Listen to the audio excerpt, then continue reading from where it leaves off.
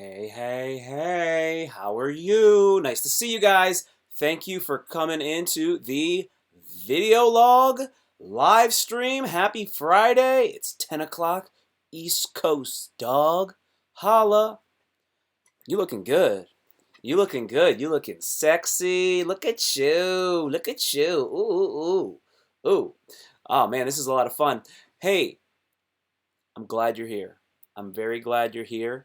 Thank you for taking the time to spend your Friday evening with me. I don't know what you're getting into later. You're probably going to go to the club, meet some thoughts, do a little bit of this, a little bit of that, maybe get some digits, right? Make some mistakes, right? That's what you're going to do? Wait, no? No? You're going to stay home? You've been home for a while now. Oh, okay. Cool. Well, I'm glad we're here. I'm glad we're here. You could be anywhere in the world, but you're on my channel. Cool. So good stuff, y'all. First thing I want to say is shout out to everybody who's been checking out the live streams, everybody who's been checking out my YouTube channel. Shout out to all the subscribers. I love you. I love you so much. You're the best. I love you. And when I say I love you, you're getting I love you from Tim Trueheart. So that's extra special. Oh snap, son! Look who's in the chat from the jump. Speaking of the chat, being in the chat is what's gonna make this thing as much fun as possible. I see you up there. That's Chingadiculous. When I look up here, it's just because I got the monitor right above the webcam. FYI. So if you're ever wondering, what is this guy looking at? I'm not looking at God, but he is always above me. I'm looking at the big monitor up top. What's up, Killa? Hey, man, feel free to call in whenever you like. I'm just going to bust you onto the speaker, and then we're going to just rock it like that. That's how we're going to do this thug fizzle right hizzle. So I got it ready to rock and roll as far as that's concerned. Give me 1 second. Cool. So that works. So if you want to do it like that, we can do that. And just let me know. Let me run through this for just a couple seconds. Let me take a sip. I'm taking sips, guys. This is, you know what I got to do? I got to take my sups. I got to take my sups. That's what's up. You guys take supplements? Okay, this is what I want you to know. All right, we are on day 5. What? No, we're on day 6. It's Friday. And we're 2 hours away from the beginning of day 7. So we're doing the 90-day no-fap challenge / it's a self-improvement challenge, but one of the big objectives is to go no-fap for 90 days. But this is what I want to do for you. I want to make it a little tougher because you're not a punk. You ain't no punk, is you? Is you a punk or is you ain't a punk? Okay, Killer, I see that. He's calling it 10 minutes. All right, that sounds good. Go ahead, take a nice sabbatical, whatever you got to do. Okay, so this is your stack. Okay, I want you to stack these supplements, and I'll explain why. So first off, this is a mega mineral supplement right here. Yeah, there you go, mega mineral. So you're always talking about vitamins, vitamins, vitamins. What about your minerals, dog? What about your minerals? You need to get your calcium, your magnesium, your zinc. You know that your magnesium is the most under. It's your biggest deficiency as far as minerals are concerned. It's your magnesium, right? It's always like, oh, vitamin D. I don't get enough vitamin D. Yo, that's number 1. But number 2, it's actually a mineral. It's your magnesium. You take this. This is the best one. You take this one. I got this from Vitamin Shop. And then you stack it, bro. You stack it with this, right? Oh, God. This thing is like so bright. So bright. Okay, it's called chromium picolate. Okay, when you take these 2 supplements together, it's going to make your sperm production triple.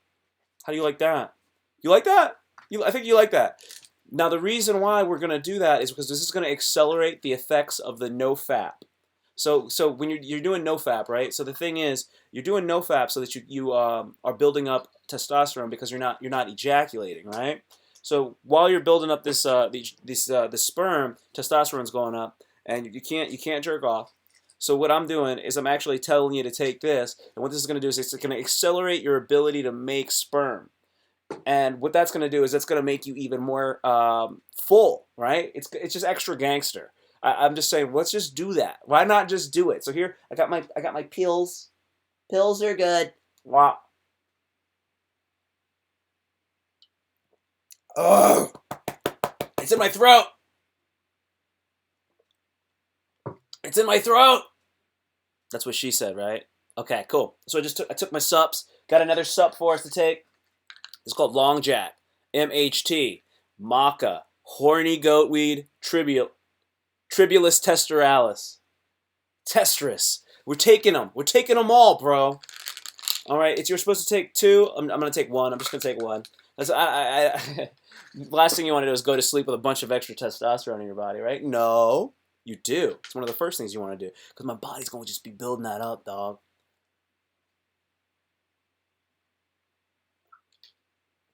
That one's nasty. That one is nasty because that's not a capsule. That's a tablet. Okay, so I got my junks. I got my sups. I'm ready to go ahead and rock this thing. Oh, here's another one. Sorry. Stop taking supplements, bro. Why did you turn on the live stream and immediately start taking supplements?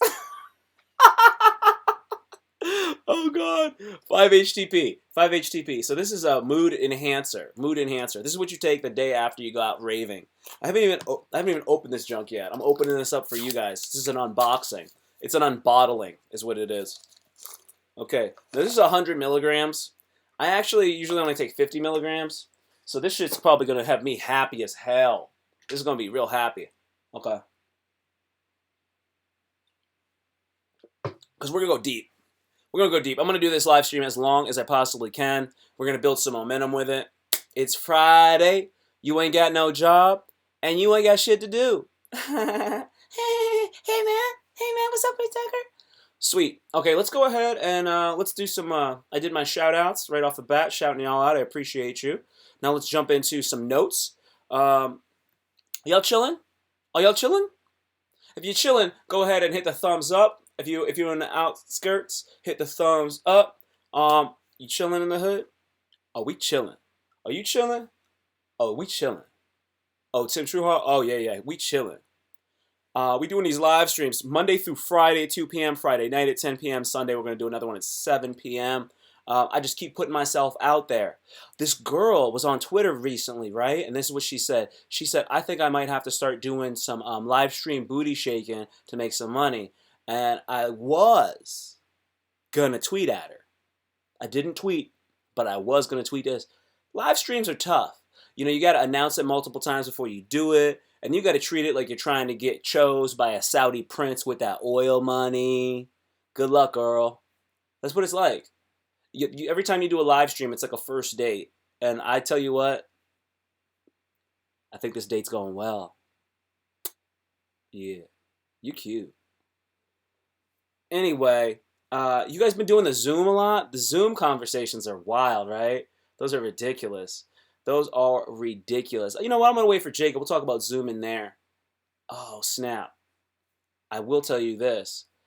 This was actually a question from a female viewer. Got this from her. She goes like this. She's sad, right? She's sad. She's feeling sad panda. So she says, when will life be tired of fucking me and just want to cuddle? What she said. I told her this because this is me talking back to, this is like Tim's tips. You have to surrender to the fucking. Life's dick gets harder knowing you really want to cuddle. And that's why it keeps boning you. When you're okay with not getting cuddled, then life will nut in you and cuddle you till you both fall asleep. Next day, you wake up with an envelope filled with financial abundance on your nightstand. That's Tim's tips, y'all.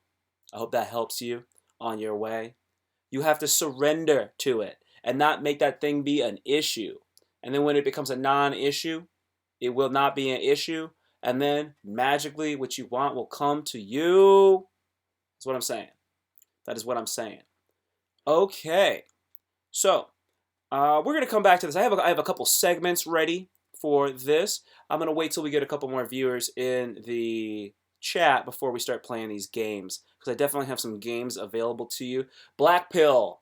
It is a black pill moment. If you don't know what black pill is essentially a way to look at life it's not the way that I would recommend everybody look at life, but it is a lens. It's the most brutal truth that people don't want to admit. I could say that if you can look at the world like that, then you will be able to understand the black pill. 1 second here. Just want to make sure I don't miss the ringer. Okay, here's your black pill moment. 96% of all art made is trash. 90% of all art made by professional artists is trash. 40% of all art made by the greatest artists of all time is trash. Uh-oh! What do we got here? Ahoy hoy! Hey, what's up, brother? You're in the house. You're live. Yeah, man. You're live with a little latency. Yeah. No, I definitely see that. I see that because like you're just now answering the call on the on YouTube. So it's Okay. like it's like that scene from Spaceballs. Remember when Darth Helmet goes to Mr. Video Yes. and they watch and they watch like they're like, how are we gonna find them? He's like, oh, go to Mr. Video, and he's like, you're looking at now. What you're looking at is now. What? When? We just passed it. How? Then? And then they fast forward to the future, so it's kind of like that, yeah. Why didn't anybody tell me my ass was so big? Oh God, I love that. That is a great movie. So Such a great Mel Brooks film. Such a great film. I'm glad you're in the house, bro. I'm gonna actually light a little incense for the occasion, just because this is my first call in on a live stream, and it's our first. That's great. Do you have any like Robbie Shankar sitar music that you can play with it? You know what? Not now, but in the future, I will have a lot more cool stuff, and it will be even better. I'm gonna just kind of try to move this just so there's even a little bit of a mystical smoke going on here. I hope everybody loves that and appreciates it. Awesome, dude. No, dude, incense is. So this is just a random anecdote with my relationship with incense. The last like 3 or 4 times that I've bought it, it's been from a homeless man, and the first time I bought from him was in Oceanside, California. I used to always ride the bus from like Escondido to get to Oceanside, and he always like, hey man, you want some incense? You want some soaps? I was like, yeah, sure, cool, why not? Anyways, fast forward to about 7 years in the future, and I'm living in downtown Silver Spring, Maryland, and it's in the evening. I get done hitting up some open mics, and I go back to my apartment, and lo and behold, guess who's hanging out in the benches selling incense? That same guy? That same guy. And I was like, dude, you used to sell incense at the Oceanside Transit Center, right? And he's like, yeah. I'm like, oh. And he's like, oh, hey, what's up, man? I'm like, oh. And I'm like, wow, small world. You guys were vibrating at the same frequency at the same time. Dude. Somewhat. Yeah, something like that, man. I like it. So I've got a bunch of different ideas. It's going to be a lot of fun. So one of the first things we should go MMA talk, right? Let's get there. Let's go there. When I go there, we can get there. We can jump straight to it. It's all up to you. Actually, let's talk MMA. Tony Ferguson, 24 pounds in 1 week. Okay, and he wasn't even going to fight. So Tony Ferguson had to do that because of his whole mind is like on success. It's on like a collision course for success, and I think he just wanted to follow through on that whole entire process, and that was just part of it. Yep. No, I agree. He so I got the information earlier today that he had 8 pounds left to lose today. So that was all water, apparently. Of course, right? Yeah. He probably just put on a plastic suit, went into the sauna, pissed a lot, wrapped himself in those towels. There's also the old trick of stand upside down, stand on your head for a couple of minutes, and they say you'll lose like a pound from doing that. I've never heard that. Yeah, it's old wrestling weight cutting tricks and stuff. And then, I mean, and you can always go to, the master of weight cutting tricks, old Daniel Cormier, and his whole like push down of the towel. That one's the best. I love that one. Well, if you push down on the towel, you can have a cupcake on a Wednesday before the fight. Yeah, definitely. Yeah, if you just cheat weigh-ins like that, you can definitely, eat some Popeye's chicken beforehand. Oh God, so yummy, so yummy. I haven't had Popeye's chicken. I haven't eaten out in I don't know how long. This is obviously we all know why. So I've watched right before we started this. I actually watched the Gleison Tebow Tony Ferguson fight. Okay. And that was fantabulous. He choked him out in the first round. It was I forgot how fast that fight was. So I went through and I just tried to watch every Tony Ferguson fight I could after the Ultimate Fighter series finale win that he had.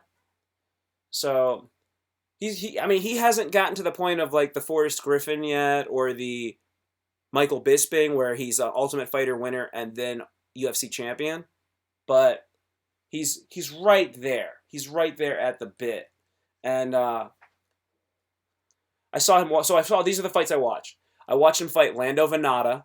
That guy is a fun fighter to watch. I gotta tell you that right now. This guy is what fight fans want to see when they see a fight. He's dancing in there. He's throwing spinning back fists. He's doing like weird breakdancing moves. His hands are down by his pockets. Tony killed him. Nice. Killed him! Killed him. And that was, correct me if I'm wrong, but that was the guy that they said that was like Khabib's first fight. And they said that, and if I'm not mistaken, Khabib had a little bit of trouble with him, right? Khabib's first fight was in UFC. I think that Khabib's first fight was actually Gleison Tebow. Oh, Tebow, okay. Yeah, I think that was his first fight. When you see the first Khabib fight, Khabib he's like a little boy. It's so funny. It's like Little Mac in Mike Tyson's Punch-Out or something. Great character to play. Yeah. So that's what he's like in the first fight, and obviously he goes to a decision, and that's why it was such a big deal that Tony's like, "Yo, did you see what I did to the same guy?" Which is fine. So then I watched. I didn't watch all of Tony's fights. I watched a few though. I watched. I was trying to watch them in some sort of time order. I checked him out versus Katsunori Kikuno. Oh, dude, it seems like he got two dudes in a row that keep their hands down by their waist. Okay. Dude, with Tony's jab and his reach, that is a big no-no. Yeah, I mean, I guess, I see that with some fighters where they keep their hands low for whatever reason. I don't know if it's just like bad habits that they've had, or if it's just they just feel like. I mean, part of it is I think it's kind of hard, dude, because it's like if you go, okay, I'm going to focus on, I got to do striking, defense, and blah blah blah blah blah, and especially like a guy like Tony, he's got good wrestling, man. And so it's just one of those things where some fighters just kind of like, they might think like, I'm gonna focus more. I don't want him to take me down. I don't want him to take me to the ground, because he's pretty dangerous in the ground, man. His jiu-jitsu is pretty fucking sick. And especially, and not just his jiu-jitsu, but his ground and pound is just, my God, it's disturbing seeing him cut people open with those elbows.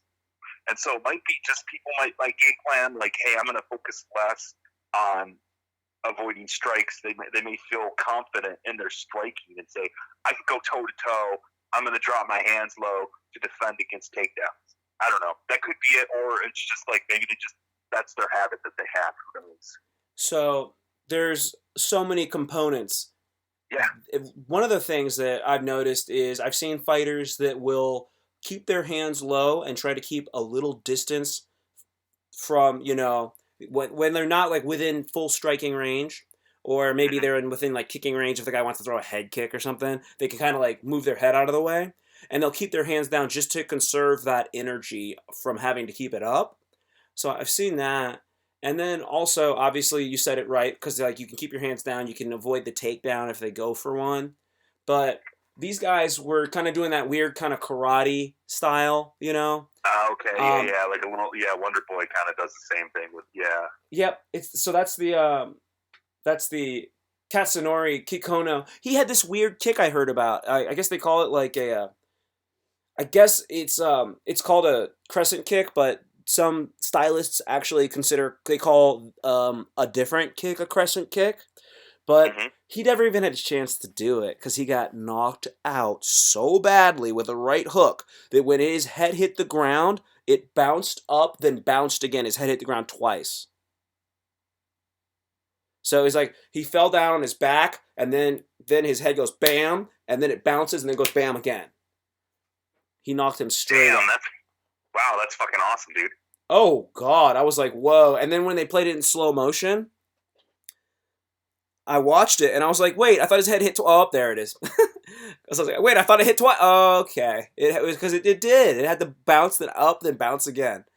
Oh man, that was a rough one for that guy. He was just not. He was a good fighter too, but it's it's sadly the other thing I was gonna say about Tony, just not to go off into the guy who got his ass kicked, but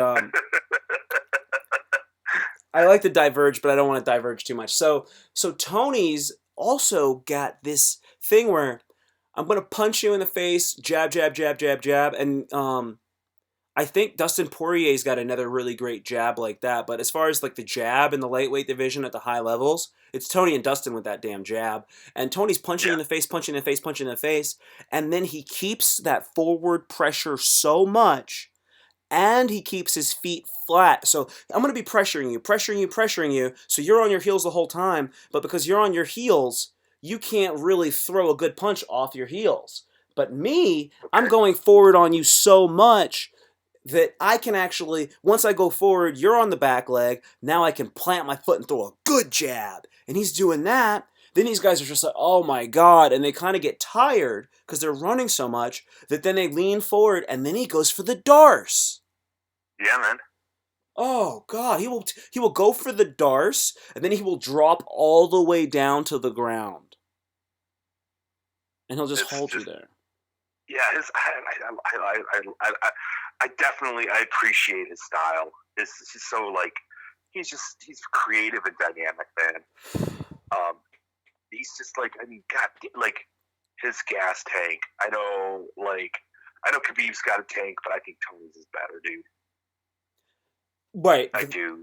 I don't know if Like he's Khabib is well, you know what? Tony's very good on top. yeah, He gets on top of you and it's like, "Oh, Jesus." I mean, because he'll get on top of you and he's smart. I don't he's not even a black belt in 10th Planet, you know that? But really. no, he's not. Yeah, and then to imagine how good he is. Now, this is the thing. You don't have to be a black belt in 10th Planet to be a world beater with your jiu-jitsu because you know that the guy who created 10th Planet has already beat Hoyler once and then tied him only 2 years ago, Eddie Bravo. hmm And it's all no gi. So you don't have Yeah, to be a black belt. It doesn't even matter. He's because the skills are completely applicable. definitely. No, without a doubt. Without a doubt, I think the nogi, the nogi jujitsu definitely. That is. I think that's so essential for MMA fighters to have that because absolutely freaking right about that. Okay, we're talking a lot about Tony. I love So Tony. you mentioned Okay, we this is the mentioned last thing Khabib. about Tony. I gotta finish. Okay, Okay, the Danny Castillo fight. Danny Castillo gave Tony the biggest challenge I've seen. That's actually for real. So if you really. guys go ahead, check out Danny So Castillo. would you say there's a bigger challenge? Because I thought Kevin Lee gave him a pretty good fight in that interim title fight they had. The one where I think if Lee didn't have staph infection, that fight could have been a little different. I'd have to go back and watch it again because if I mean, okay, what was the? It went to a decision. No, Tony. I think Tony garsed him, but it was close, man. And Kevin Lee was putting it on him, dude. Okay, so But he had staph infection, so I think that was an issue. I think it was a gas tank issue, dude. Because Kevin looked good the first 2 rounds. He looked good, and then I think it was having that staph infection, being on antibiotics. fatigue. I'm not saying that Kevin would have won that fight, but I think it probably would have went 5 rounds if he didn't have those issues. And this is a Tony. This was Tony's first fight after the knee surgery. I believe so. This was the fight that Tony won that fight for the interim belt. Yeah, so that's correct then. Okay, so this is the this is my reason why I say Danny's fight was a bigger, closer fight, and the reason is because he won by split decision. Okay. And Danny Castillo is between all of the fighters that I've seen Tony fight so far, raw strength. And I'm not going to go, I don't know how you want to equate power versus strength because we know Kevin Lee's got like these, really fast twitch muscles and all that good stuff, right? So he's probably got the fastest twitch muscle fibers of anybody he's fought, other than maybe Edson Barbosa via the kicks. But Gleison Tebow or Danny Castillo is going to be the strongest guy. So when you get a big, strong wrestler. But see, Tebow's a guy that does jiu-jitsu. So Danny Castillo wrestled Tony. And he got on top of Tony. And then Tony was having to do... He was having to do Brazilian... Like, you were watching a guy on the bottom do Brazilian jiu-jitsu. But he outstruck him from the bottom. He was like ear beating him. And it wasn't like a girlfriend talking to a boyfriend when I mean an ear beating. Okay. Okay, so that's enough with Tony. We got to check that fight out, UFC 177, and that's what if Khabib does that. If Khabib does that. But I guess my next question, this is again, it's more Tony talk, but I think this is so relevant. My God, will there ever be a Khabib doing that? Nope. Because they have Tony slated for what, May 9th against Gaethje. And I watched almost every Gaethje fight in the UFC. By the way, I'm prepared for this conversation. God damn it. But here's the thing. Boy, I love it. Will that fight even happen on May 9th? And beyond that, it's like I wish. This is just me. I wish if I had a genie.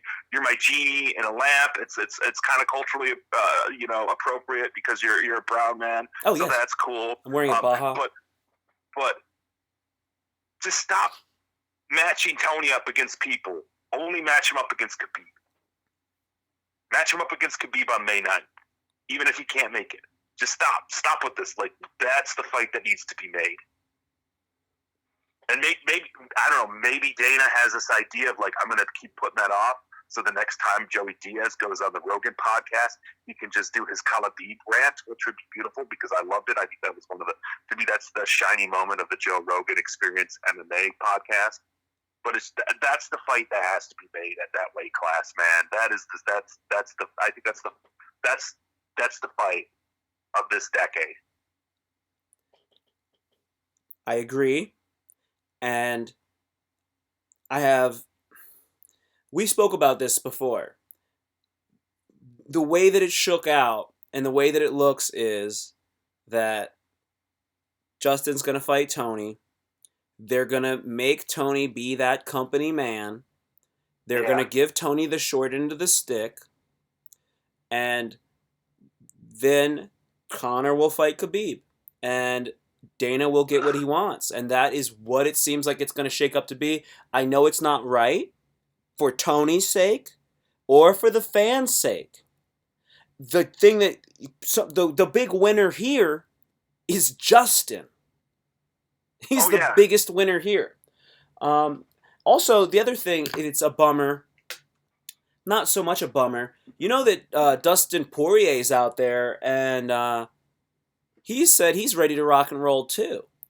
Some people have even said that a better fight, as far as if we wanted to be fair, would be that Dustin has never fought Tony. They should fight each other. Justin's just not even deserving. As I said before, Justin doesn't even deserve to fight Connor, as I said before, and apparently that fight obviously fell through. Yeah, But man. but Dustin Poirier could fight Tony, and if that happened, everybody would love it. They've never fought each other. But That's Dustin, a good matchup. I would have no qualms against oh, that. it's so good. But it bears to say, why do we keep holding Tony back? Why are they doing this to the guy? Yeah. Now Tony's gonna rip Justin apart, bro. This all Tony has to do. Okay, so that's my whole opinion on that. That's my whole opinion on that. That's what I think it's gonna shape. I think it's gonna go. It's gonna go like this: Connor's fighting Khabib. Justin's fighting Tony. Who's gonna be? Tony seems very mentally strong. This was a show of force, bro. To just cut the weight. I don't know what Justin's doing, but I don't know. Yeah, no, I mean, total show of force. I mean, just biggest dick energy there. But I mean, I think because he wins this, he's a 2-time interim champion. Because they're gonna put the interim. It's an interim title fight. And so it's like it just seems like he's like at that almost. He's just at that almost undeniable part, you know, that having that undeniableness of just being a champion, but just being the interim champion. And it's just like, and you know what? You know what's going to happen? He'll be interim champion, and then when they do Conor versus Khabib, they'll just strip him of the interim title. Oh, you don't have that. No. This is actually the match that's for the belt, which is very bizarre. To me, that just seems weird. If you're not gonna send Ferguson to fight Khabib right away after he gets an interim title, then don't even make that match for a title. Right, and you're absolutely right about that. That's why it's such a bummer. It's always bummer city for Tony. Yeah. And the other thing would be like, it's like, okay, so then is Justin Tony a title eliminator? Tell me the truth. Tell me the truth, Dana, and say it and stick to it. Yeah. Is it a title eliminator? Or if Justin twists his ankle because he's wearing sunglasses for some odd reason, he's like, I don't know why I did it, and then he twists his ankle like fucking Tony did, and then Dustin comes in for Justin, bro. We're just taking an Austin and putting another Austin in there. And then Dustin fights Tony. Is that going to be a title eliminator? It's Austin. And I said, because you know why? They already had Austin versus Austin. That fight already happened. That was Dustin Poirier knocked out Justin Gaethje.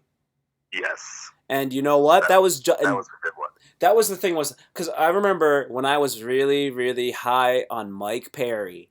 I was high on Mike Perry. That was like, I forgot about you. We're pretty high on Mike Perry for a good minute there, man. This was like in 2018. Yeah, this was like in 2018. This is like when because Mike Perry had me high like that Blue Dream from Breaking Bad, that meth.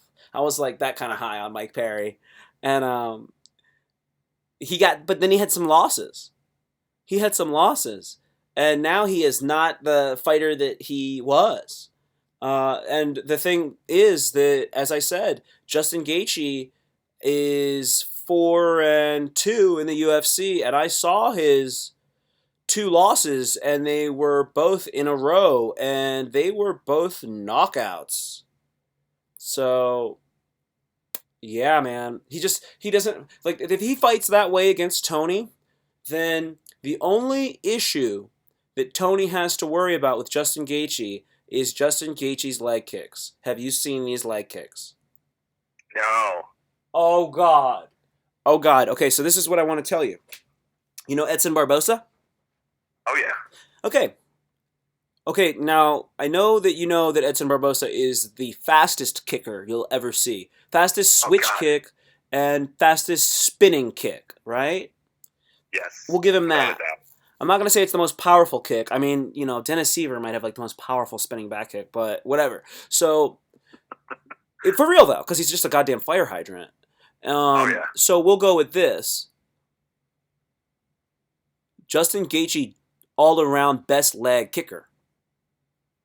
Just kick you in the legs. I'm gonna kick you depending on what your stance is. I'm gonna kick you outside leg kick, inside leg kick, leg kick, leg kick, leg kick, leg kick. He will hit you at the end of one round. If he hits you 50 times, he'll hit you with 3 to 5 body shots.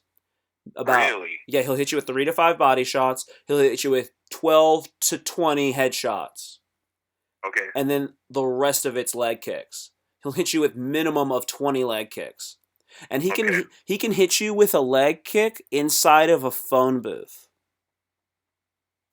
Nice, nice. That's nice. Kind of harkens to when I think devastating leg kicks. I always think about when Jose Aldo fought Uriah Faber. Yep, it's a great example. That was Jesus. Okay, so That's all it took to win that match was just kick the shit out of that guy's leg. So we're talking about that's a featherweight fight. That was a featherweight fight. Yeah, Yeah, featherweight. Yep. that was a featherweight fight. So now let's go ahead and let's throw another 25 pounds on that asshole. No, let's throw another 10. Let's throw another 10. They're fit. They're lightweights. I'm sorry. Yeah, 50. Yeah. That's. Oh, this No. was. They are. Yeah, they're lightweights. So, but this is the thing. Check this out. You know that Justin walks around at that weight. Interestingly enough, he only He walks around at 55. He walks around at. I think they said he walks around at like 62. Oh, dude, he should be fighting 45, bro. No. This is the thing. He somehow like I this is what I heard through announcers. He basically was at some like there was some class at some situation where like they needed a guy, and then he like ended up wrestling at that weight, and then he kind of just stuck at that weight, and it was just kind of comfortable for him, and he just felt strong. So like the dollar cost averaging of going up and down wasn't worth it for him. And he's tall. He's actually 5'11", if I'm not mistaken. Okay, yeah, that's pretty tall for 55. Yeah. But he's built well. I don't know what his bones. Like I don't know if he's got hollow bones. I don't know how he is that light and that strong. Because he's got an interesting. He's got a yeah. It's really weird, and he's just his leg kicks are so powerful. But he doesn't fight. He doesn't fight dumb, but he's very easily baited into a brawl, and he's not, and he's technical with the kicks. He's as technical as it gets with those leg kicks. But other than that, he if he starts getting bombarded with strikes, he essentially will pull a Yoel Romero and cover up and not shoot for a takedown. It's like he forgets that he knows how to wrestle. Okay. Have you ever had that happen? Like when I used to do like I did like a bunch of different martial arts. I did I did karate, I did taekwondo, and then I did judo, jiu-jitsu, and Brazilian jiu-jitsu, judo, and God, I did one other thing. I can't remember. So, anyways, what happens is if somebody like rushed me, sometimes I would shell up. I wouldn't like take that step back, inhale, and like maintain my bearing. So that's the moment where you go, all right, shoot. All right, sprawl. All right, clinch. Right? Yeah. He covers up. I mean, yeah, that. I don't know what happens. It's weird. It was like and this is the thing that happened against Dustin Poirier. Okay. That was no good. Yeah. He can do but I mean but it's just like that's why I kind of question his IQ, his fight IQ at times. That's my issue. So when he fights Tony, I've seen Tony. This is the rub with Tony. I saw Tony get rocked 60% of the fights.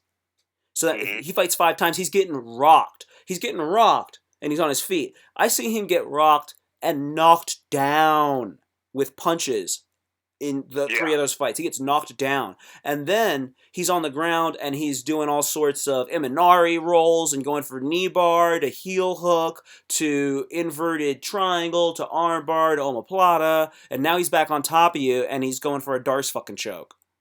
Right? So I seen him do a full fucking rolling thunder and shit. Right?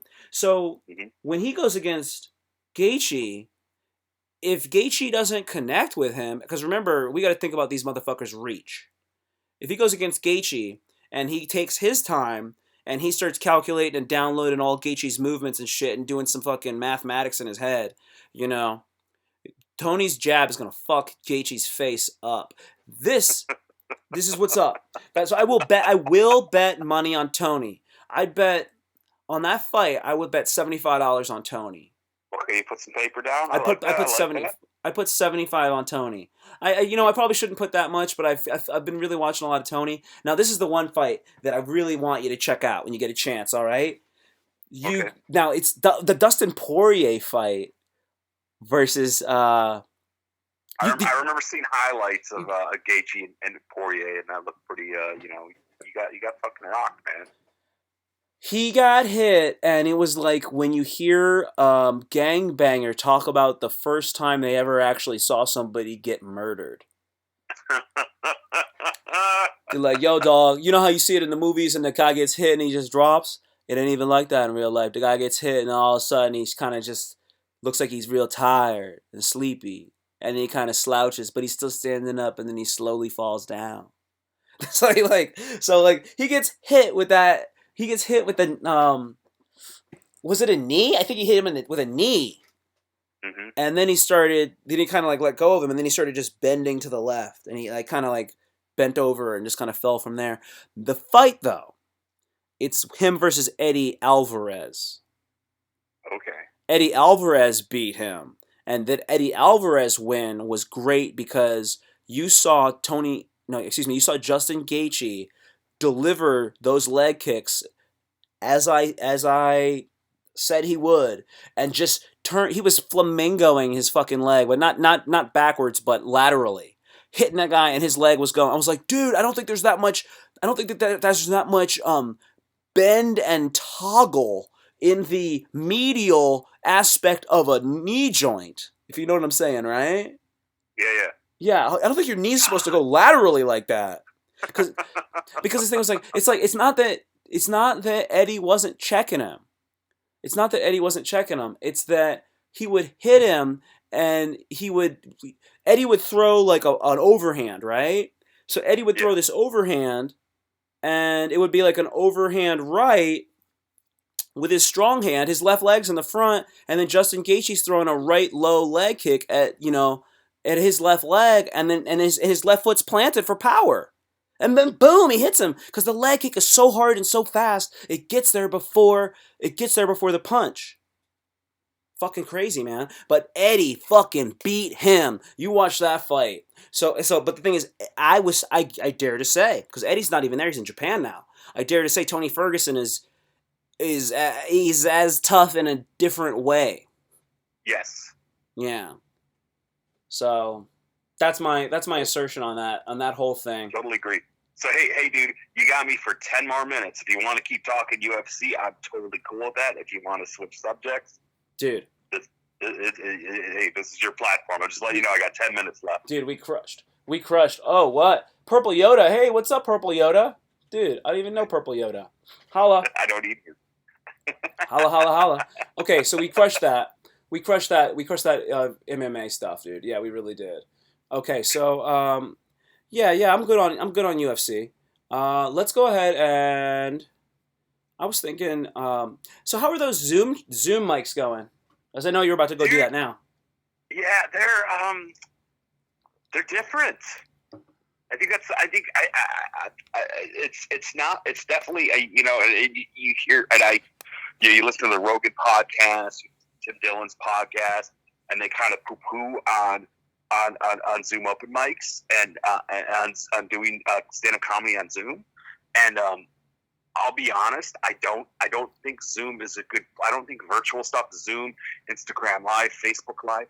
I don't think doing kind of like approaching it from the perspective of like your stand-up set, I think is the wrong. I think kind of the wrong approach, because it's like when you're doing your jokes and your written material and stuff, you're feeding off of an audience, and you don't get that interaction. So I just at it was 5 o'clock here. It was 8 o'clock East Coast time.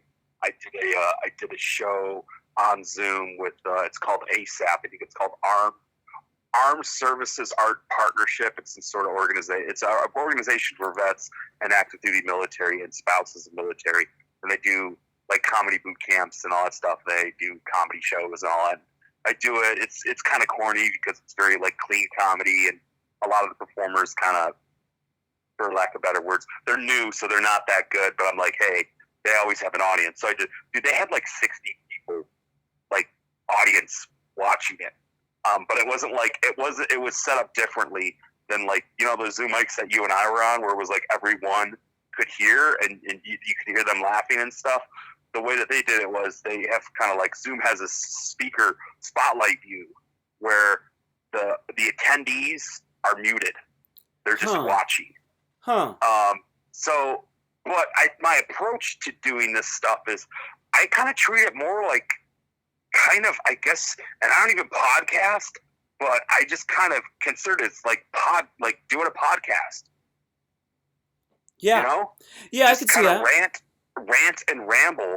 But I mean, I did okay, and actually, like what I did was at the end, because I was like, oh, there's a lot of people here, I should plug my social media.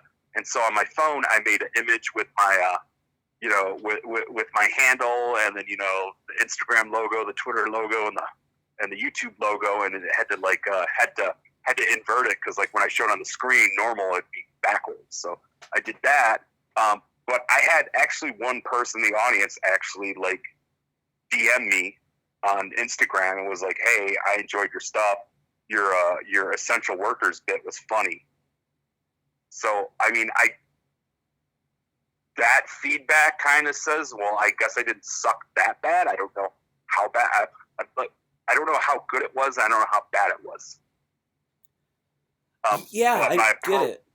My approach to doing it is I just kind of rant and ramble and kind of treat it as like doing a podcast almost, I guess you could say.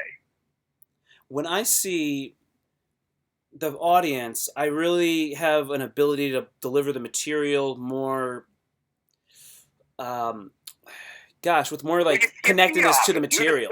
Yeah, well, you feed off it. When they're laughing, and you tell a joke and they really laugh, there's an adrenaline rush from that. And it's like, it's adrenaline rush. It boosts your ego. You're like, yeah, I am fucking good. And then it just keeps going, and it'll maintain throughout your set. Whereas if you're just kind of like not getting that if you're not getting any responses, you don't get that. You won't get that instantaneous like feedback. Yeah. So it's just it's a little different, but I mean, right now it's kind of it's the weird spot that we're in. I feel tone deaf when I don't have an audience to work off of. Like, it's hard to connect. That's where I feel like I run into that. Like, I don't feel connected to the material. Like, I'm saying it in the right key, if that makes sense. Yeah. I mean, yeah, and I think you need that kind of like, it helps that response. And there's really no right now, and maybe someday, and maybe because of what we're going through right now, maybe performing artists, not just comics, but also musicians and poets and all that kind of stuff. Maybe we'll have to develop some sort of virtual tool that allow us to do our art but in a way that's kind of somewhat closer to that live comedy experience. You know, it's like if you look at like a perfect example, ChatterBait. Okay, you get on ChatterBait, and like I mean, you can converse. You can go to private rooms. They can even like I think they even have it set up now where like if a gal's got like one of those vibrators that's like smartphone adaptable, they can give you control.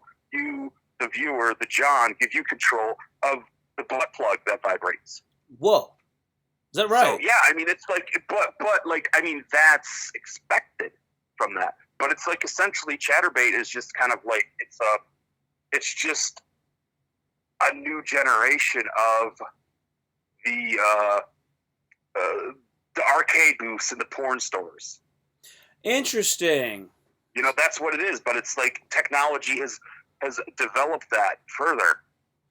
Whereas like for stand-up comedy, we've never really been in this age where we have to do it from Zoom. And to be honest, Instagram Live is a dump for comedy. I do not like doing that at all because you don't get. I mean, you just have a host, you know, that you can chat with.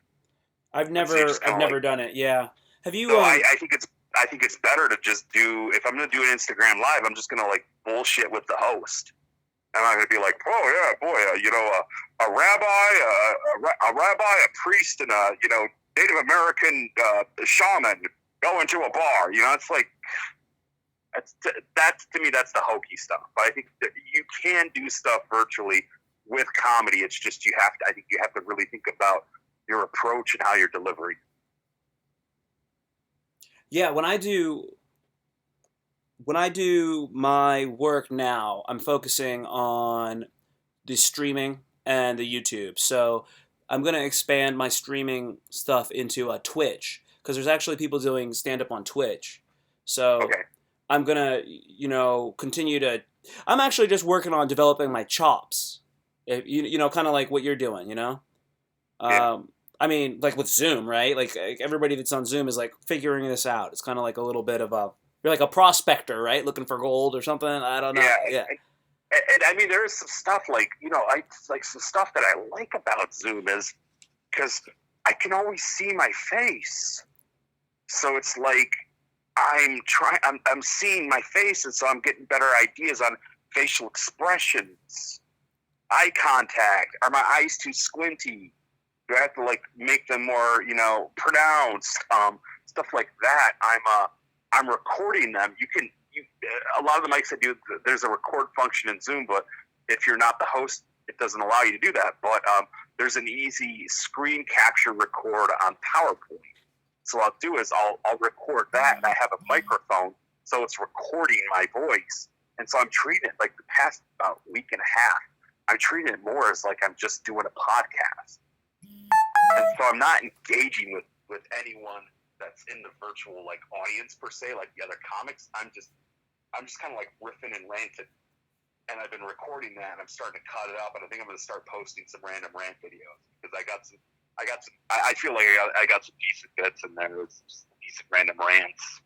Hell yeah! Kind of like presented more as kind of more podcast format, like I said. For sure. Hey, I don't want to hold you up. I know that you got to bounce soon. You got to be there like a little early, right? We got like 2 more minutes, and then I'll get a beer and get on this. But yeah. So that's comedy in a nutshell right now. It's I've noticed that people are doing some stuff on Zoom that it's like if you have some sort of whatever, like OnlyFans, or I don't even really know what OnlyFans is exactly, but I know that people have like these they stream, like they have their own thing on like Pornhub or whatever, right? Yeah. So there's like this thing going on where people are using Zoom, and I'm like, Zoom is like real life though, right? Like this is real. Like this isn't like something. That sounds awesome. So you're talking like women are going on Zoom and like webcamming on Zoom? More like teenagers are using Zoom and they're doing stuff that's like kind of like stupid. Like dude, you're in high school now. Like trolling on Zoom. For sure, trolling. Because I know that. We had some trolls on a mic I was on Wednesday, dude. It was beautiful. It was fucking hilarious. Right, but I'm saying like when the kids go back to school they might start Zoom like trolling on Zoom or doing some things on Zoom that they shouldn't be doing, and then that's the kind of thing that'll get them in trouble later when they're trying to go to college. That's what I Yeah, mean. whatever. But Hopefully not. fucking dude, kids that are teenagers are always gonna find stupid shit. There's always gonna be stupid shit. There was Tide Pods. There was this, that, the other. When when I was a kid, it was stupid shit. Was like, oh, fucking huffing butane lighters and doing whippets and stuff like that. Absolutely. Or fucking stealing hood ornaments. No, I totally. You don't hear about kids stealing hood ornaments anymore, and that was like a big deal. I don't know about you, but for me, that was a big deal. Like, oh, dude, I got a Cadillac gold hood ornament. Dude, I had a Cadillac one, man. I had a Cadillac one. Did you get the gold? You had to get the gold. No, I just had a silver one. Yeah, you get Cadillac gold. Oh, and sometimes somebody would have a Mercedes one. I remember I had one buddy, man. He ripped off a Mack Bulldog from a Mack tractor trailer truck. Yeah, you could do that. You can get a Ram too. Dodge Rams are fucking fun. Yeah, man. Yeah. But yeah, I mean that was that. The kids, no matter what. There's that saying, young, dumb, and full of cum. That's right. They're always going to have that. So yeah, they go on Zoom and they do some dumb fuck shit. And I mean, I think it's one of those things where, and here's the thing, and I'll probably end on this, is like you hear about like, some Major League Baseball or some sports star or something, and then some fuck has to go and look at their tweets from when they were like, 15 or 16, because I mean, a lot of these people that are playing in the professional sports leagues now, they were on Twitter when they were fucking teenagers. That's right. And some of them said some not so nice things. Yep. And do we cancel them for a dumb tweet they said when they were like 15 or 14? I would have to say no. No, it depends on their batting average. Even if, but I mean, even if it's like horribly racist or anti-Semitic, it's like, come on, let's put into context how old this person is. Now, obviously, if it's one thing they go on, it's like, oh, they were 15 and they went on Facebook Live and they filmed themselves, chopping their mother's head off, then I'd be like, yeah, yeah, okay, I'm not a fan anymore. But just making some silly, like a racist joke. And yeah, and I feel like that's getting missed out, which is kind of like, yeah, that's what you should tell the kids. Like, hey, be careful, that stuff's out there. But at the same time, I think, as the consumers, as the people that see that stuff, I think we sometimes pass a rather harsh judgment and sentence. I could agree with that for sure. Yeah, tricky stuff. Okay, man, I gotta let you go, man. I'm gonna crack open a nice cold Coors and fucking. Ooh, sounds good, dude. Kick ass on that mic. Have a good one. All right, man. Had a good time, bro. Take care. Absolutely. Thank you. Take care. Much love.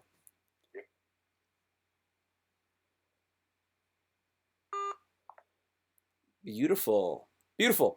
All right, so that was great. Thank you so much, Jacob Chingadiculous, calling in and dropping some MMA knowledge on us. That was awesome. So if you're not watching these fights, man, you got to start watching some of these UFC fights because they are off the hook.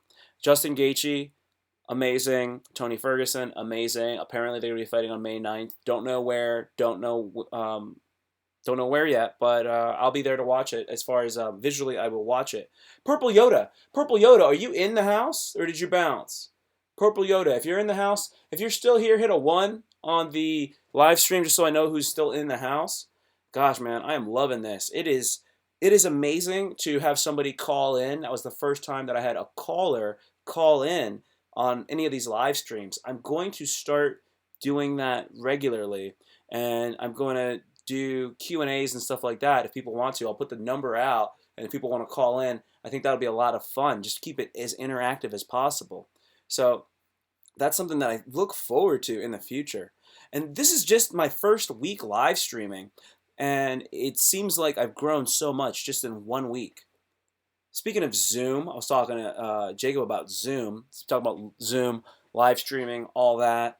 I did a 40-minute Zoom chat last week, and they will cancel. They'll just cut it off, like at the end of it, because it's a free Zoom. And when it gets canceled and it gets cut off, it happens so abruptly that you feel like violated, and it's like you have like conversational blue balls. You're like, yeah, so then, hello? Hello? Oh, God, I didn't get to finish what I was going to say. Oh, now I don't know. Hey, who's in there? Who's in that live stream? Who's in that live stream chat? I got one. I got one on it. I got one on it. So I've got this thing right here. It's a game. It's a game. It's called Give Me a Punchline, and it's time for Give Me a Punchline, where you, the viewer, finish the joke. Give me a punchline. Saw a 127-year-old Marine on TV who recently recovered from coronavirus, and a reporter asked how he not only survived but has also managed to live so long. That's the setup. See if you got one for me. Anybody out there? You got a punchline for that? 127-year-old Marine on TV recovered from coronavirus. The reporter said, "You recovered from that and you've lived 127 years. How did you do it?" I have the punchline for you. Dying's for wimps. There's your punchline. If you had something like that, that would be cool. Psychiatrists recommend people get a pet for, and typically you would say companionship, mental health. Psychiatrists recommend people get a pet for famine. Wait, no, those are survivalists. Love expresses itself in many ways, and a common one is love expresses itself in many ways, and a common one is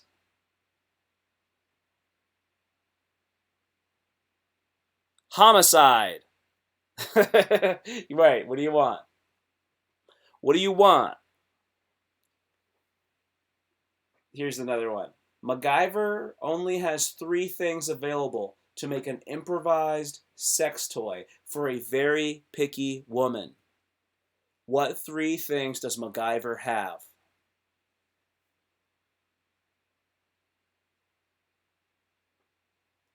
I'd say he's got a egg beater. He's got a rubber chicken and a hot water bottle. Okay. Yeah, that's fun. Happy Friday. Welcome to the live stream. If you are just popping in, feel free to drop something into the chat like, what's up? Give me a 1. Also, if you're just dropping in, don't worry about anything other than hitting that thumbs up and let me know you're alive. Oh yeah. This is cool. This is cool. The one of the funnest things is when I see the live stream going and I could see how many people are watching. And I don't know if you can see how many people are watching, but when somebody else comes in, I want to say, hey, what's up? Thanks for joining the live stream. You want to say that like almost every time, right? Because you want to be accommodating and hospitable. Although, when they come in and you do that, it makes them freak out, right? Would you freak out if you like went into a chat room and then there was somebody that goes, "Hey, what's up? Thanks for coming in." Like, how does that make you feel? Some people that are internally centered, they'd be like, "Cool, yeah." I mean, you can't. I don't see you.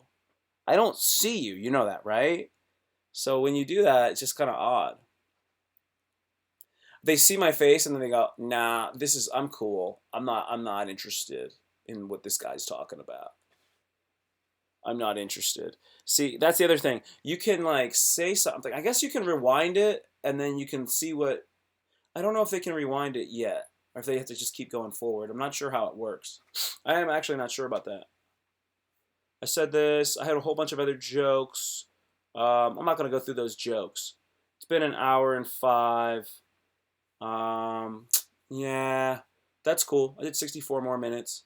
Dude, I got a lot of good stuff. Yeah, that's about it. I wanted to just check it out, see what was going to happen. This is good. Okay, it's 11:05. I did 64 minutes. I got my time. I probably... Oh, gosh.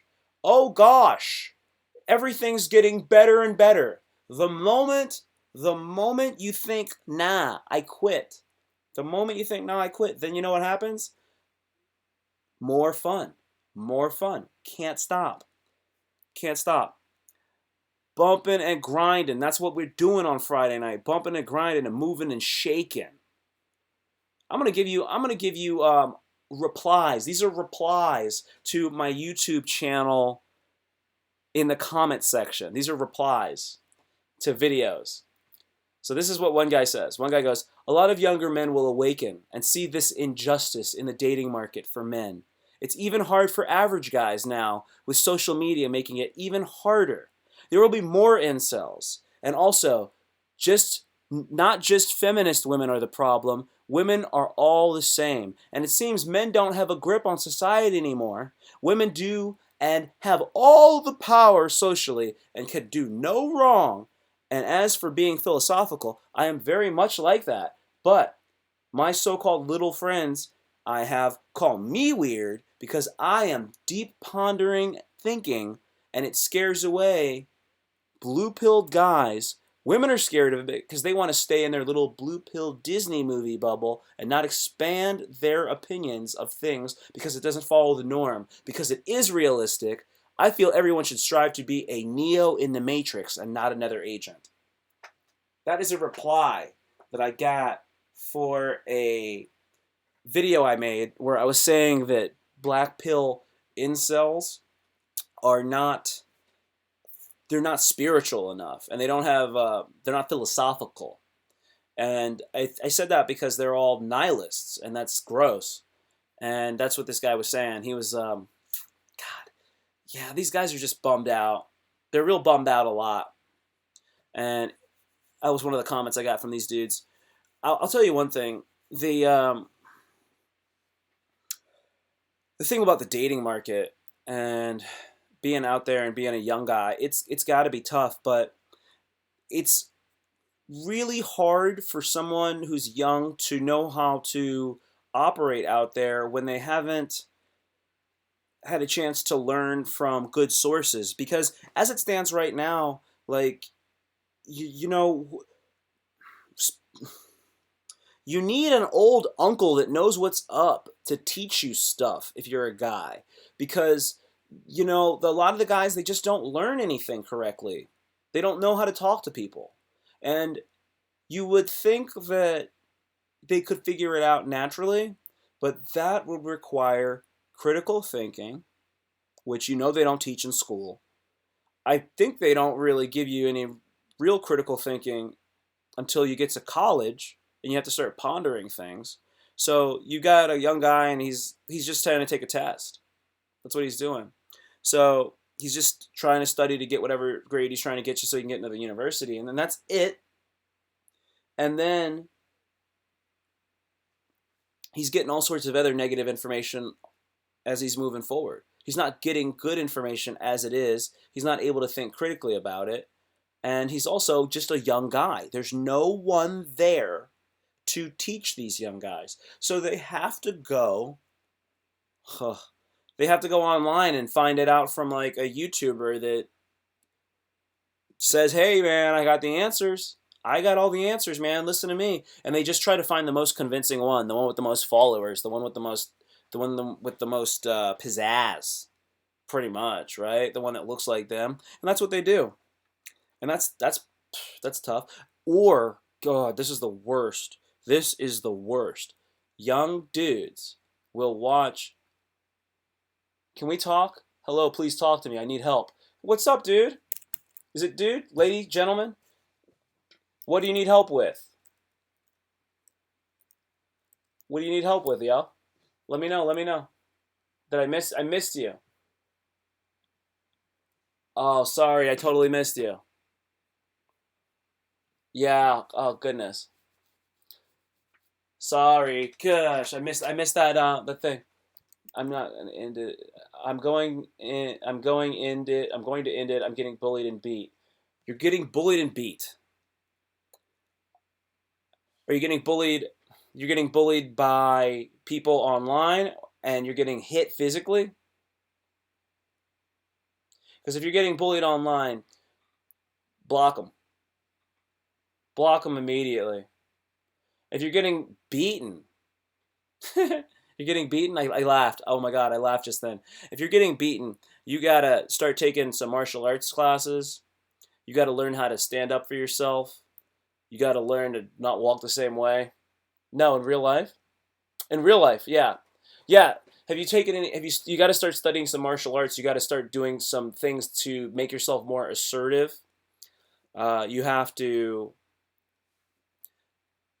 You have to engage in a fight if it comes to that. Because if you don't stand up for yourself, then they will keep doing it. They will keep doing it. So when it's small, you can ignore it. If it gets to the point where they're actually already hitting you, well, you're not going to stand there and be a punching bag. It's okay to lose a fight. You have to understand that. If you fight and you put up a fight and you don't take anybody's shit, then what happens is they're going to think twice before they do it again because it's just that much of a hassle to actually fight you. You tried? You tried?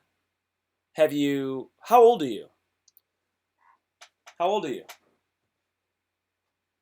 If you're like a middle schooler or like a high schooler, you understand that one thing, this is going to end at some point. It's not going to be forever.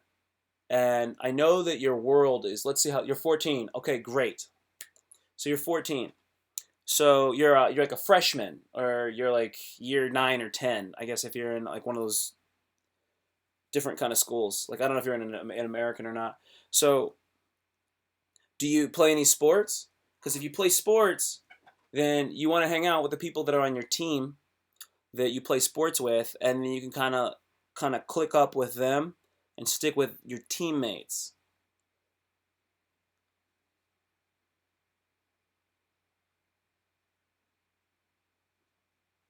Yeah. So when I grew up, I did not get bullied. I did not get bullied much. I got into fights, but I never got bullied. I I was like I got called the N word a lot growing up. I lived in kind of a ghetto part of Florida. But you play baseball, stick with the baseball team, man.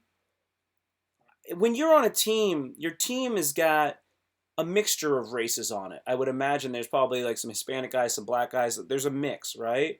So I would try to stick with your teammates. Who is bullying you? Who's who's bullying you that's not on the baseball team? Because the athletes shouldn't be messing with you. Like if you play baseball, I can't imagine that there's like lacrosse players and football players that are really bullying you. You play for your school, or you just play for like a rec league? I could see if you play for like a house league or like a rec league. If you're playing like travel baseball, or you're in junior league baseball or senior league baseball, you're playing fall league, summer league. You play for your school? Yeah. Hang with your team. Hang with your team. Focus on your schoolwork. The places where those bullies are, if there's bullies and they sit on one hallway, don't walk down that hallway.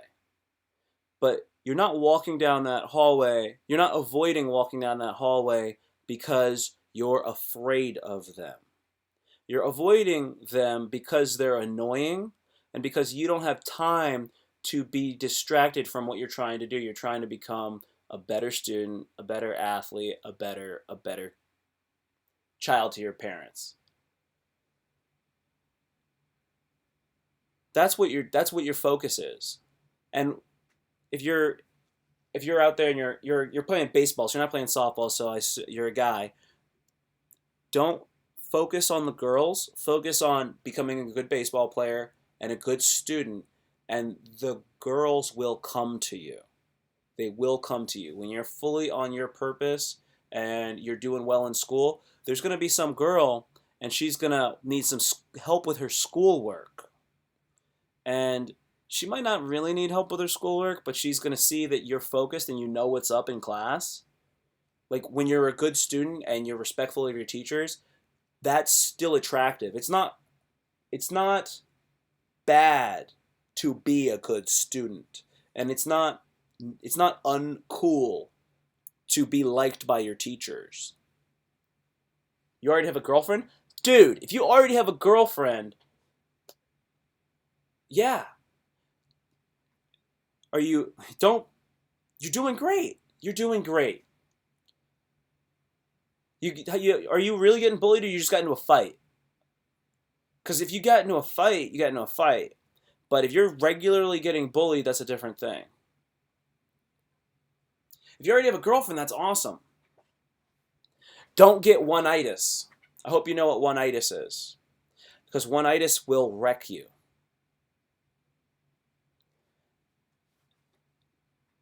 So if you don't know what one-itis is when you think that this girl is the only girl for you and that there'll never be another girl. Because this is great, and I'm happy that you have a relationship, but if for some odd reason something happens, you can't get down in the dumps forever and go into a deep depression. No, they know where I live and stay there. Ha ha ha. Okay. Your family? Your family's beating you and bullying you? Is that right? That's a tough one. That is a tough one. Or they stay in the same neighborhood.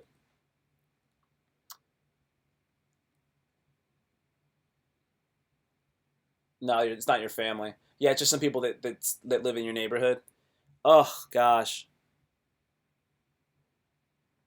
11th graders. Ugh, gross. The 11th grader is a junior in high school, and that's the thing. The junior in high school is one of the most dangerous. The sophomore is a wise fool because the sophomore's been there for a year, so they think they know everything, but they still have 2 more years after that. So that's why they're a wise fool. The junior's been there for 2 years, but they know they still have another year, and they should be focusing and really working hard, but they a lot of times don't. The senior knows that they have a chance to get out of there, and they actually know that they got to buckle down and actually get their stuff together so that they can actually get out and go to a decent college or go to a community college. But that junior could be a complete jerk and a loser because they haven't quite got to where the seniors are. Luckily, all these guys that you're getting bullied by, they're gonna be getting older as you're getting older now, and they're gonna be getting more mature. They are maturing from this coronavirus, this social distancing, this stay at home. So while that's happening, I would imagine that they would be more in touch with their humanity when this is over. And you're growing too.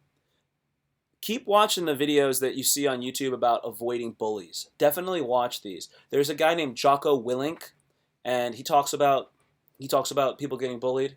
You dislocated your shoulder and broke your nose. Come on. Come on. Did you call the did you call the police? Did you call their parents? Did you tell your parents? You may have to actually call the authorities about this because if it's not just like a little fisticuffs, then you did okay. Got to keep calling them. You got to keep calling them. Keep calling them on these guys. Don't try to be these dudes' friends either. Don't try to. You told them, yeah. You you don't. Yeah, this is one thing. Sometimes people will try to be cool with them. Hey man, we're cool. Let's be like I'm cool, man. You know, you don't. Yeah, like you kind of like sidle up beside them and try to be their friend. That's not gonna work. Not gonna work. You've gotta avoid them. They don't believe you. They don't believe you.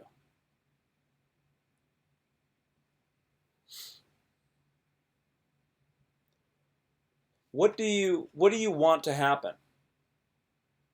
You want them to just leave you alone so you could just focus on just living your life and just becoming becoming what you want to be.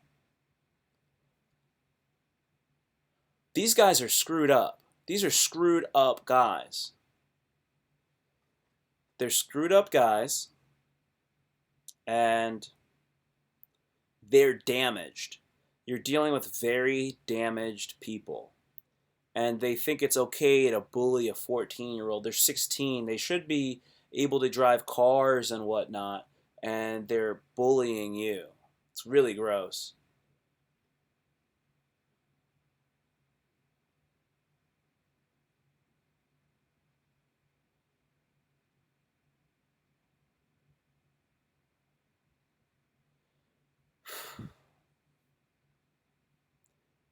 Gosh, I don't know I don't know how to help more than what I've said. I'm not gonna tell you to do some. You don't get to see your mom, so you want to live with your mom. Do you live with your father or do you live with a different family member?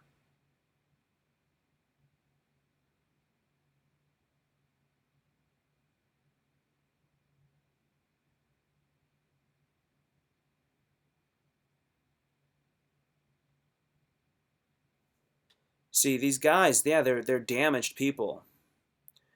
There's this thing, man. Like these people that are bullying you. You live with your grandma. Gosh, you know what? I live with my grandma. I feel you.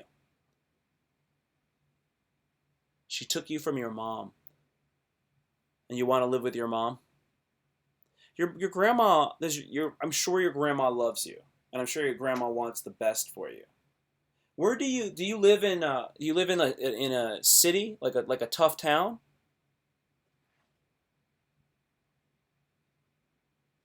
Gosh, yeah. You sound like you have a tough upbringing going on here.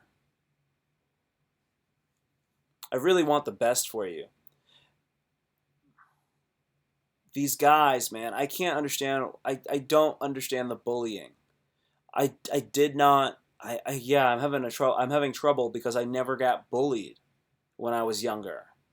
I I would always just fight. I would fight, and then people would stop messing with me because I was gonna fight you, and when I would fight you, then I was gonna fight you, and you'd be like, dude, I don't want to bother with this guy, man. He's every time I try to mess with this guy gets aggro and he fights, and he's not somebody I want to deal with. They're jumping you though. They're jumping you, and it's like multiple people. Yeah, the thing that you gotta. I would try to start taking a martial arts class as soon as possible. I would take some Brazilian Jiu Jitsu or some Muay Thai. Try to really build up your confidence. Three guys. See, if it's three dudes that are bullying you, it's like a little gang. They're jumping you. They're individually they're weak, but in a group they're strong. And you can't beat a group of people. So you have to keep your eyes peeled and you have to just avoid them as much as possible. And I know that it's annoying. Yeah, when you go to the play in your fort in the woods, dude, you got well, you God, it sucks. I don't want to tell you to have a knife on you. I don't want to tell you to like hold something on you for protection, but you need to protect yourself when you're out there. You need to have like a stick or something like that. You can't let anybody take it from you because if they take it from you, then they'll use it against you. Um, you got to avoid these guys. Got to avoid these guys. Got to start taking martial arts classes. You got to start to work on asserting yourself when the situation happens. You need to attack these guys. Go after the biggest one. If they all try to approach you, try to punch one right in the face. Fight them. Always be willing to fight every single time, and then eventually they're gonna stop. They're just gonna stop messing with you if you always go after them. Yo, if you got a taser, man, and they make you use it, you got to use it. If they're coming at you like that, and you are defending yourself and you are standing your ground, you got to stand your ground. If you feel like they're going to put you in bodily harm, no one is allowed to put their hands on you. No one is allowed to physically. They're already physically threatening you, right? So when they start to put their hands on you, you have to defend yourself. So don't be afraid to defend yourself. You will not get in trouble if they have a history of bullying you and you have been trying to avoid this. You've told people about it. You've taught things about you've talked to the authorities about it.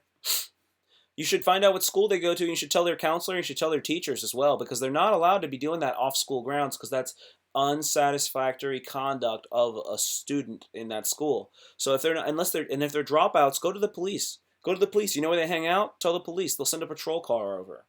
You gotta you're talking to me, and I am a guy who is a comedian and an artist online who does live streams, and you're talking to me and you're telling me about this. You do have to take some initiative, and you have to talk to these other adults that have authority. So as I said, find out what school they go to, talk to the counselor, talk to the administration. They're gonna do that. There's people that are doing that outside of school. They're still gonna get in trouble for it in school. Call the police. Call the police a lot, right? Call JDC, Juvenile Detention Center. Tell your grandma again. Call your mom. Tell your mom. Call your girlfriends. That's what's up. What's my stream calendar? Yeah, I'll send you my stream calendar. Here we go. This is actually it. I'll write it right here in the live stream.